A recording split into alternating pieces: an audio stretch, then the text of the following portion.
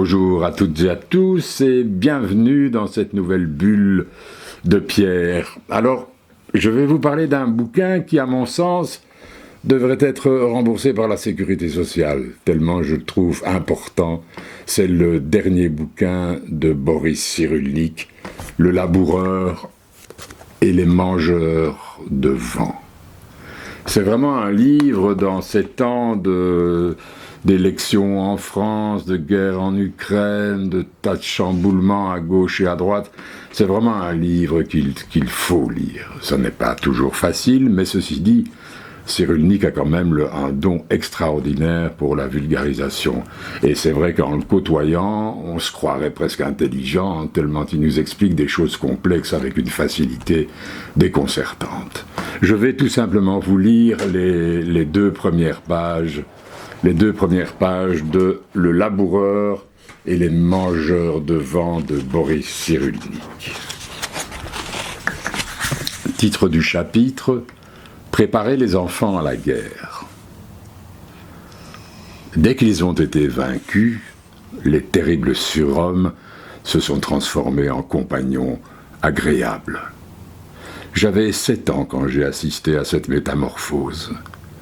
En 1941, l'armée allemande était entrée en vainqueur à Bordeaux. Magnifique! Défilé impeccable, l'alignement des casques et des armes donnait une impression de puissance irrésistible.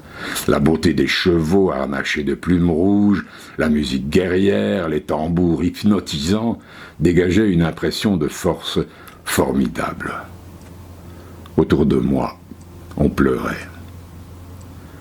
Après 4 années d'occupation, d'arrestations dans la rue, de rafles au petit matin, d'interdits et de patrouilles, les Allemands se sont réfugiés dans Castillon-la-Bataille.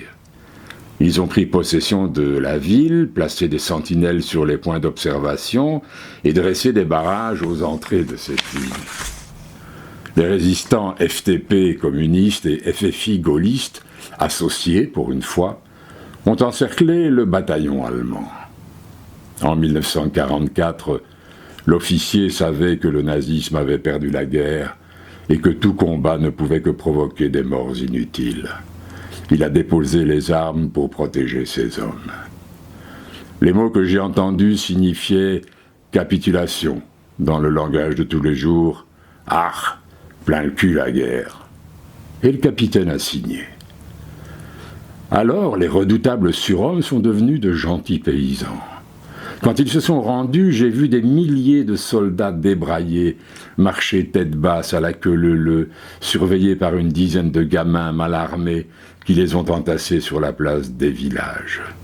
Les surhommes mal rasés, sales, déboutonnés, regardaient le sol et s'asseyaient par terre sans un mot, inertes.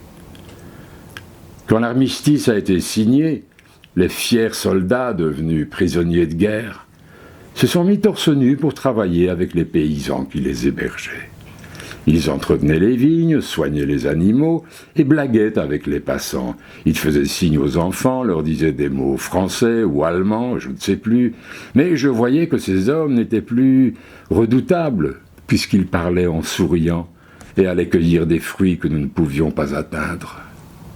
Une simple phrase: la guerre est finie. Quelques mots sur un papier avec une signature avaient suffi à transformer les mentalités. On ne craignait plus les Allemands.